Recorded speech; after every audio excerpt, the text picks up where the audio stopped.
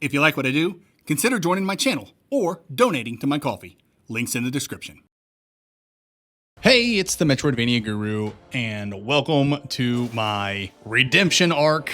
I've been doing some non-scripted material lately, and it has come to bite me on the butt because in my last upcoming Metroidvanias without a hard release date, I forgot to mention some pretty big games coming out, and oh boy, did you all let me hear it. First off, I want to apologize for letting everyone down for not bringing up Shade Protocol. I think I might have hurt Kendall's feelings, and I apologize. He's the lead over at the Shade Protocol headquarters. And of course, I'm just joking. But yeah, a lot of people reached out and said, oh my gosh, well, what about Shade Protocol? What about Shade Protocol? And I'm like, you know what? Dang it, you're right. So I decided, there's so many Metroidvanias that are coming out, I might as well just talk about more. And so here we are. So I'm going to try again to do this unscripted, but I will be reading the description for each game from their store page. So if that sounds canned when I say those parts, it's because I'm just straight up reading the descriptions. So yeah, let's get into the next upcoming Metroidvanias video without any hard dates, starting with Shade Protocol by popular demand. Shade Protocol is a 2D cyber fantasy Metroidvania where music, code, and combat collide. Swap between Dawn and Shade forms to unleash devastating abilities, wield instruments as weapons, and rewrite reality itself in a world on the brink of annihilation by the Shade Protocol. And I'm just going to throw this out there, Kendall, if you need anyone to read your script for an upcoming trailer or something, I'm available. Shade Protocol, it looks incredible. It basically looks like Mega Man X, but like more. I don't know, it's hard to describe, but I mean, if you look at the trailer, you see all this really cool stuff that's going down in this game, the most popular being the world cut. I cannot wait to get my hands on this game so I can actually use that and see what all clever things that go down because of it. And of course, the music sounds great, the visuals, the animation, the pixel work, everything looks awesome. There's a pretty big pedigree of individuals that worked on this game. And so I have no doubt that it's going to be wonderful. Now, I'm going to see something that, I don't know, I mean, like, take it with a grain of salt, but I will not be spoiling anything. But I'll let you know that I've been speaking with, Kendall from the dev team on Shade Protocol. We've been talking for a while now, and I want to say it's been a couple of years since we sat down and he was telling me about Shade Protocol. And I remember him bringing up an aspect of the game, again, I'm not spoiling anything, that really caught my eye. And I was like, wow, this is really cool. And that element of the game has not been featured in any of the trailers, nor has it been brought up in any of the dev talks or anything that the team has released. And I remember Kendall telling me about this. I was like, wow, this is really cool. And then it hasn't been featured yet, and I'm like, oh, they must be saving this. So again, take it with a grain of salt. I don't know what they're going to do with this element if it's still in the game. I would presume that it is. And so that Kendall and his team are showing a Herculean effort of restraint by holding back this really cool aspect of the game. So I guess all I can say is that just like everyone else here, I will be waiting with a bated breath to hear what comes next with Shade Protocol. Okay, this next one is a personal one of mine. I cannot believe I didn't know about this. Somebody in my comments section brought this to my attention. It's Rabi-Ribi 2. Now, again, just heaps and heaps of salt on this one because there's not even a trailer for it. In fact, I had to dig pretty deeply just to find anything on the quote-unquote next adventure. I don't know what I'll put on the screen here because there is no trailer, but if you go to, I think, Rabi-Ribi's official website, you can see there's like a new adventure tab, and in that, you'll see some things. There's not a whole, there's like some screenshots, and then at the very end, it says project in progress, and I assume, I don't know, this probably says Rabi-Ribi 2. I don't know, but anyway, yeah, there's nothing much out there on it, but of course, Rabi-Ribi is kind of a big part of this channel. I meme on it all the time. I use its music all the time. I genuinely love the game. And to see that we're finally getting a sequel is fantastic. Don't get me wrong, Tevi is a great game, but Rabi-Ribi 2 is what I wanted, and looks like I'm finally getting it. Time is your greatest resource, and secrets are your only upgrades. Master an unraveling time loop in this knowledge-based Metroidvania. As the Last Weaver, exploit time-altering anomalies and use what you learn to break the cycle. Explore what remains, uncover the mystery, perfect the loop. This was another really cool looking Metroidvania that was brought to my attention from my viewers in the comment section, and it looks really awesome. Like I mean, actually looking at it, it looks beautiful, but also the fact that it's a knowledge-based Metroidvania, it makes me think of, Metroidbrania, and I know people hate that term, but I think it's here to stay, and we just gotta accept it.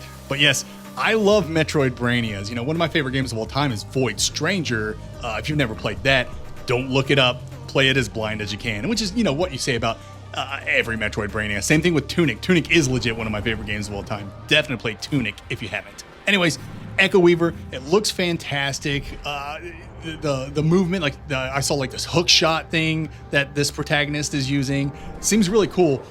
I don't know if there's going to be a whole lot of, traversal upgrades in the game. I don't really know a whole lot, but the fact that the game describes itself as not really having upgrades, like secrets are your only upgrades. That's what it says. And so maybe you get all the abilities out the gate. I don't know. But anyway, it looks really cool. I like the idea of it being a Metroidbrania. I love this kind of time loop thing where you got to figure out how to break the loop. That's very intriguing to me. But yeah, this one looks pretty good.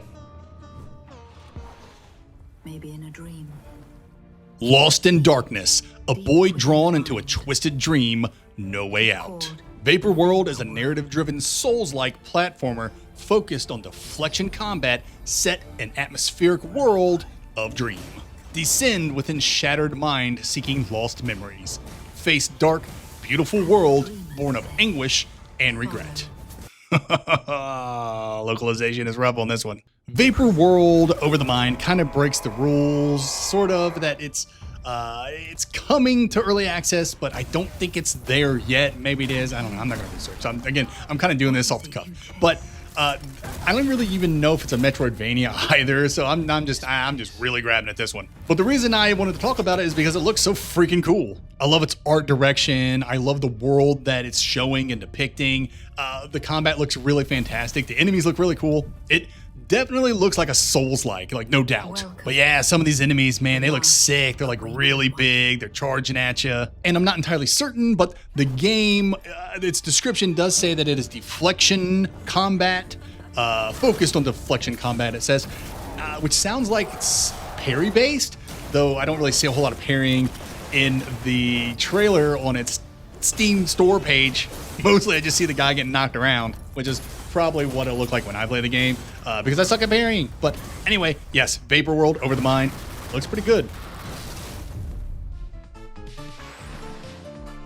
Magical Blush is a top-down action-adventure where fast-paced elemental combat meets Metroidvania-style exploration. Chain spell combos, exploit elemental weaknesses, rescue survivors, and battle the powerful elemental lords as you explore the wondrous world of Wynn. I've had my eye on Magical Blush for a little bit now. Been following them over on X. They've been dropping a bunch of stuff. It's really cool. And yeah, I just like how this game looks. It has kind of a, I don't really know how to describe it. The models are 3D, but also look very pixelated. It's kind of a cool direction. But yeah, it has your typical overhead combat where you're running around, dashing, throwing things, shooting stuff, hitting things, looks really, really good. I like the idea of switching elements in order to exploit weaknesses, which they'll probably have resistances as well. So I like it when there's combat where you have to engage with it by paying attention and swapping your weapons, or in this case your elements, in order to gain the advantage in battle. And the game's trailer shows some potential when it comes to the progression side of things. I saw some menus in the trailer that were showing hey, you can equip stuff and customize your character, and you'll love to see it. Bolt and Wallington is a Metroidvania game where you play as Bolt, a Siamese cat exploring the floating ruins of Wallington.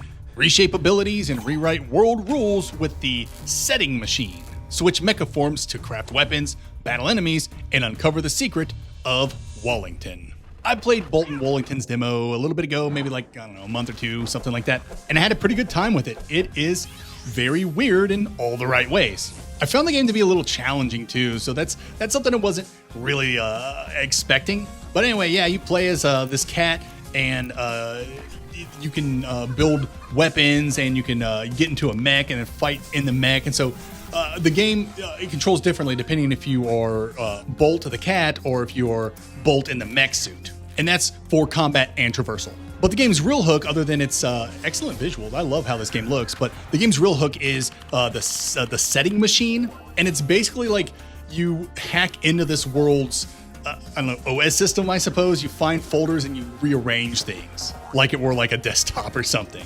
So at one point you can actually shrink Bolt, which is the cat's name. You can shrink Bolt down so that he can like enter mouse holes and go into the mouse community. You can also double your damage. You can do all kinds of things. Like open up gates or something. I can't exactly remember everything, but yeah, it's like you're just hacking into the world and making it do stuff by moving items in and out of folders. It's really cool. And I guess the last thing is like the game is called Bolt and Wallington, and so they keep talking about Wallington. I can't exactly remember what Wallington is. I think it's just like a big floating fortress that's been abandoned. There's like a disease or something on it, and so when you fall onto the Wallington, it's not a good thing. And so I guess the point of the game is to figure out what happened at the Wallington, right? Because you start in an airship and then you get blasted off, and then you land on the Wallington. You're like, oh no! So I don't know, whatever. The game looks really cool, and it's published by the same publishers who did Hack.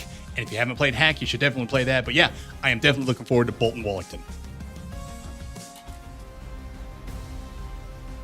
Savior is an action-adventure platformer. Dramatically change a vast open world. Parkour effortlessly with pain-free intuitive platforming. Engage a variety of opponents with strategic, precision melee combat. Discover a rich world full of quests, colorful characters, and countless secrets. I kind of hate bringing up Savior because I haven't heard anything about it in forever, and just rewatching this trailer is just making me so excited. There's just so much cool stuff going on here. The way the main character moves, how she kicks off people, just the things that are happening, like they're sacrificing some woman, they drop her, all this really cool technology, and it looks like there's a cult going on. There's so much about this game that I love. And did I even mention how cool it looks? It kind of reminds me of like old school, what do we call those? Cinematic platformers? You know, like Flashback and maybe like Abe's Odyssey. This game doesn't look like Abe's Odyssey, but definitely something like Flashback, or at least it harkens back to it. Anyway, game looks incredible. I keep getting excited for it every time I see it. I want to hear more about it. Like I want to hear the devs. Hopefully they release something. I haven't researched anything in a minute, but the fact that I haven't heard anything about Savior is killing me. Skydust is a cyberpunk action-adventure Metroidvania set in Sao Paulo, poisoned by lunar fallout and digital decay. Play as a hired blade taking dangerous contracts to survive. Master fast, skill-based combat and explore a fractured megacity across neon streets and a corrupted cyberverse. I don't see how anyone could take a look at Skydust's trailer and not be absolutely pumped. Like, the main character looks cool. He's got like that, I don't know, maybe it's a breathing apparatus. He has that metal arm. He's got a beam saber. He's on a motorcycle, and there's just neon lights everywhere, and the combat looks so cool. I'm seeing some parrying. I'm seeing some clashing mechanics. There's just a whole lot that I'm loving here as I look at this game. So yeah, definitely looking forward to Skydust. From Matt Cap and Simon Parzer of the Binding of Isaac Rebirth fame, Castle in the Darkness 2 drops players into a brand new adventure.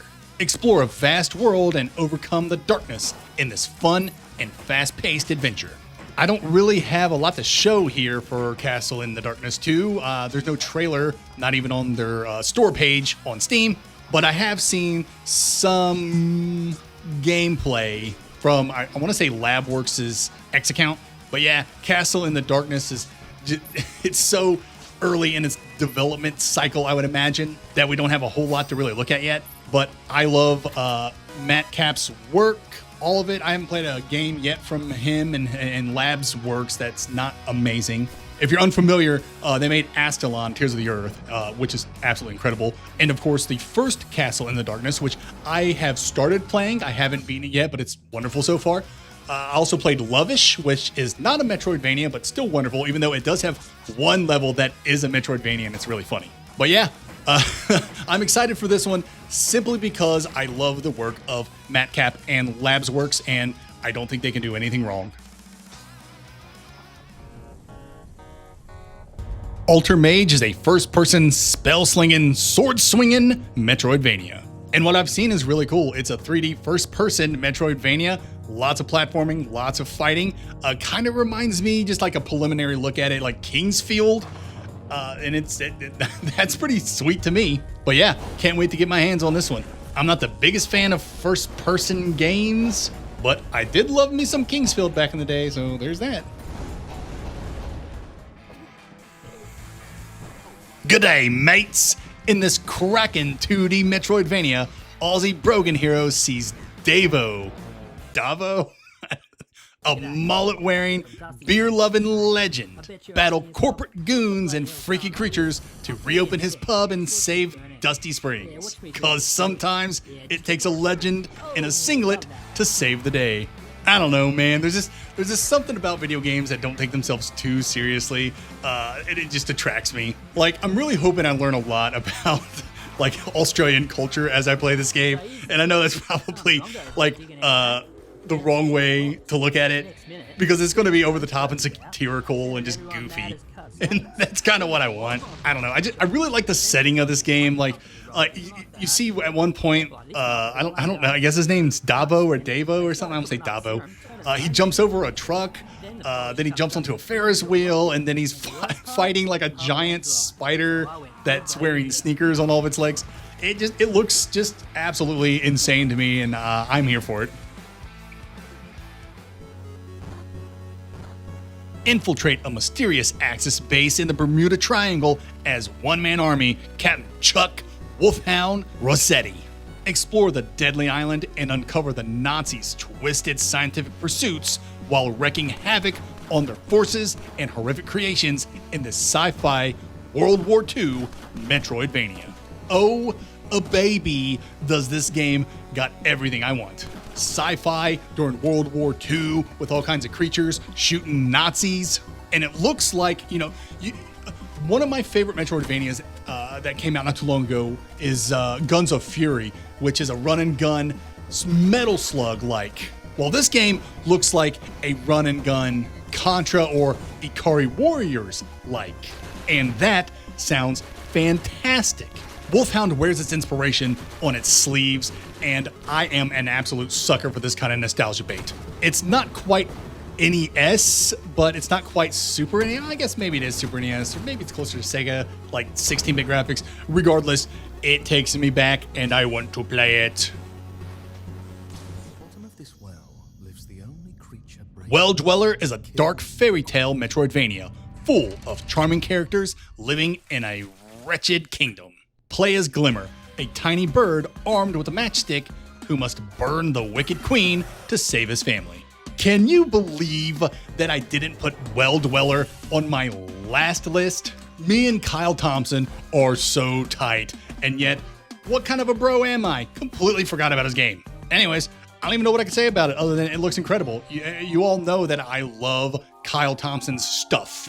Pretty much every game he's made is fantastic, and this looks no different. I played the demo not too long ago and just absolutely fell in love with the world. Like how his siblings were like smacking each other around, like they were playing volleyball with one of the siblings that's still like halfway in an egg. I just love that kind of crap. And this is where I really think Kyle Thompson's like trademark art style is going to shine really, really brightly. Because now we get to see his kind of like minimalistic, cutesy style juxtaposed against some really creepy imagery.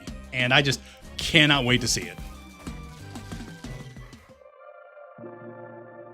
All right, the next game I'm talking about is The Silver Sun. Another one that I don't really have a whole lot to show you. I don't think there's a trailer. If anything, again, it's one of those kind of things where it's just like, if I have seen any gameplay on it, it's been through the dev's X account. And the dev here is Matt White, the dev behind the excellent Ghost Song.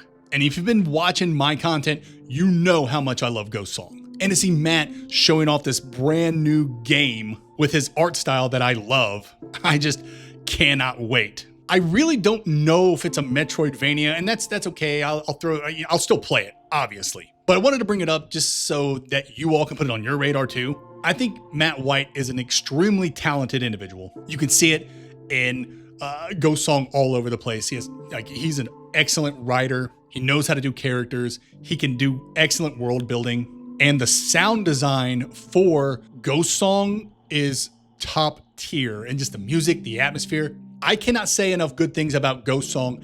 And I just hope he can take just a fraction of that genius and put it into the Silver Sun.